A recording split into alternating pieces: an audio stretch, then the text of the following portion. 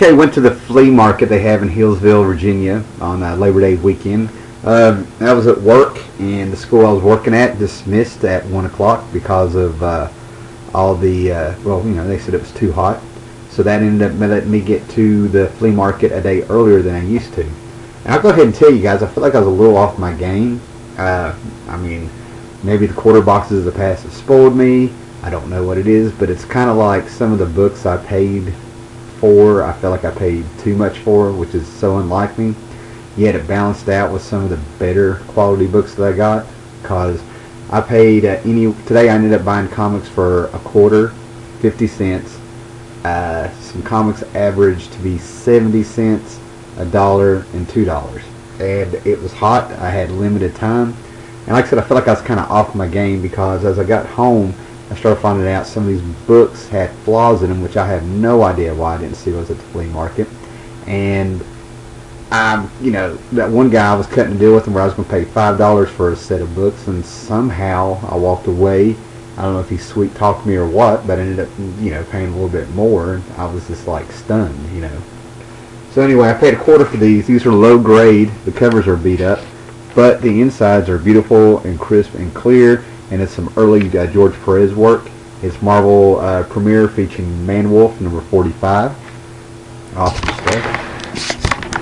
If we can't get it in there. Alright, there we go. Man-Wolf. Great George Perez early work. Very Kirby-esque with some of this stuff as Perez. Number 46, like I said, the covers are low grade, but the insides are just fresh and creamy, like brand new. And the only thing I can say that really got on my nerves about reading this is that there is only one panel out of both these issues where Man-Wolf's mouth is actually shut. Every shot, his mouth is open except for one. I mean, just it kind of like makes him look kind of silly to me, where his mouth is always open. It's more like reminds me of the Bronze Tiger's mask more than it's you know, Jameson here turned into a man-wolf. So okay, something I never saw before, but you know, I think I did when I was a kid, but I think I thought it was like a coloring book or something. This is Starstream by Whitman Comics. I think I'm gonna have to do some checking, but they've taken some sci-fi stories and you know, made comic book stories out of them. We got Dean Koontz, we got Arnold Drake, which I found fascinating because Arnold Drake is the guy that created Doom Patrol and the Guardians of the Galaxy, and I think he helped create Deadman. But anyway, Larry Niven, Robert Silverberg, you know, really surprised me. Just classic sci-fi stories. I believe this was from 1976. Slipstream. It doesn't really have a number either, but very cool. Never saw one of these before. So there's some of the art there. You know, big story about robots here right off the bat. You know, and what gets me is that I don't know if you're reading Ozymandias and before Watchmen or however you say that, but the panel layout looks a lot like this. You know, just found that to be a coincidence. But, you know, it's in the, you know, a couple of different stories. So, alright. Got this. I have no idea if I have this or not. This is Justice League of America 137. Not the Neil Adams cover, I don't know, but, you know, it's got the Justice League on Earth S. So we get Superman versus Captain Marvel. Okay, got this Legion of Superheroes. There's paper in the bag. I didn't notice that. But this is Legion of Superheroes 266 from 1980. This is around the time they just turned into Legion of Superheroes, because they were Superboy in the Legion of Superheroes for quite a while. But this is a Whitman variant. Alright. This is probably, even in the shape it's in, I would guess this is a $20 book. So. Alright, got another issue, and this one's beat up, so this will be my reader copy. I think I got this for like maybe 50 cents. But this is the infamous question where our hero is on a plane and he reads the Watchmen, has a dream about Rorschach meeting him. Down here's where he's reading the Watchmen on a plane. Actual panel out of the Watchmen. and he has a dream where he meets the Question and decides to try to act more like him. The Question meets Rorschach. Excuse me. Very tired, long, hot day. Alright, oh yeah. So, yeah, this is the set where I probably got these. Excuse me, I got like 5 for $1 at this bin.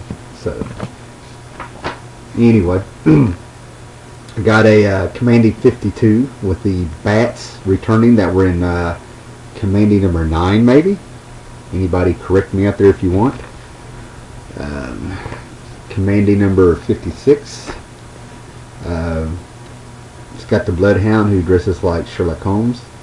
His name is Dr. Canis and Flower and Pyra, and then I can't remember the dog's name. Alright, this is one of those books I was really disappointed with when I got home. This is issue 156. I get home and I look at it, and it's not connected to the staple down here. It's barely hanging to the staple. I don't know how I missed that. What a glare.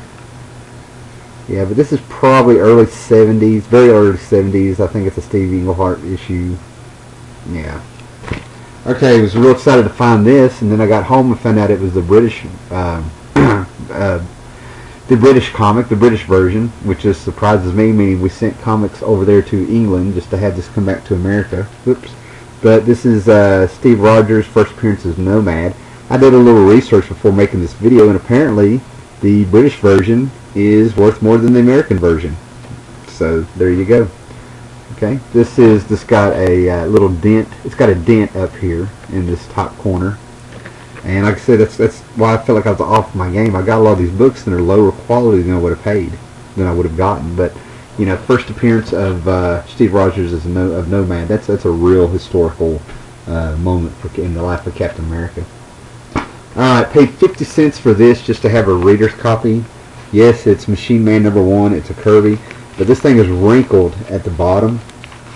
And the last time I saw a wrinkle like that is actually I had a comic book in like a toy box when I was a kid, or this got smashed in the bottom of like a book bag. And I tell you what, it's really funny that I've done comics long enough to where I can see a wrinkled up copy and at least have a clue on what kind of wrinkle it is and how it got there, you know. But I tell you what, man, real quick, I don't want this to be a long video. We need to move on. But my gosh, man, I mean, Kirby never ceases to amaze me. Robot Man is sticking out his arm, and I don't know if you can see it, but there's tongs coming out on both sides of it, okay? And as you see, what we're doing here, what Kirby has done is Machine Man is trying to save a man who's fallen down a cliff. Puts his arm down there, arm comes down there, so basically the guy has a ladder to walk up if he can reach it, which he doesn't. And the Machine Man has to dive down there and save him. But look at this panel layout. I mean, Kirby he was so versatile, man. He did it all, you know. Just amazing. Oh, man, Kirby never gets old. And like I said, the thing is wrinkled up. You know, it's not water damaged. It's not going to show up. Alright, moving on. Avengers 127. I think this one's, looks like the spine's rolled a little bit. Excuse me. Okay. 131. Got that for like maybe $1, I think. I've really been wanting this because it has the Frankenstein in it. This Legion of the Unliving. So, I think this one's actually in good shape. So, I think I looked up there. It looks like it's just, you know, just a little chipping or something down here.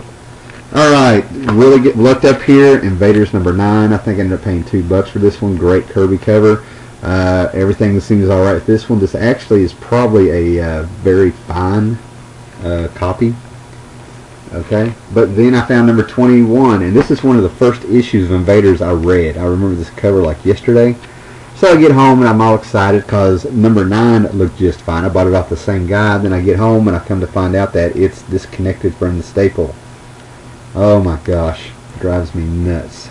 Drives me nuts. Alright, filling up my All-Star Squadron run here. Took a big chunk out of it. #10. Okay, #27 with some great Jerry Ordway covers here. Dr. Fate versus Spectre. Who couldn't love that? #28, that's an upgrade.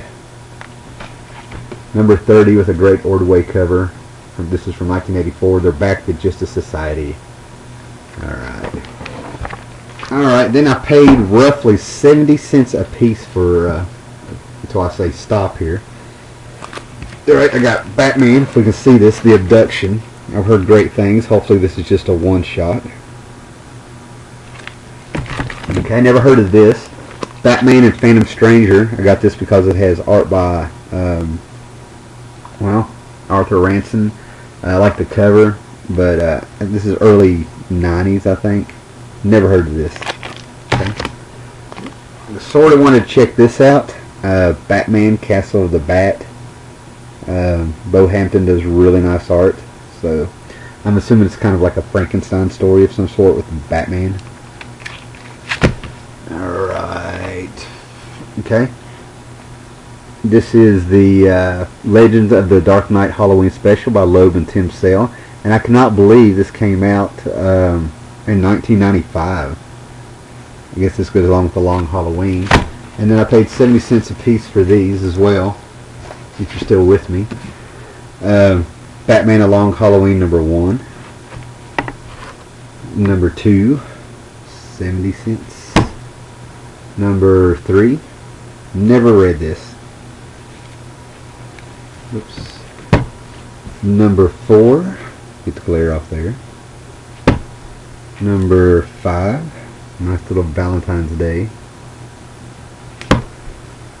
#6.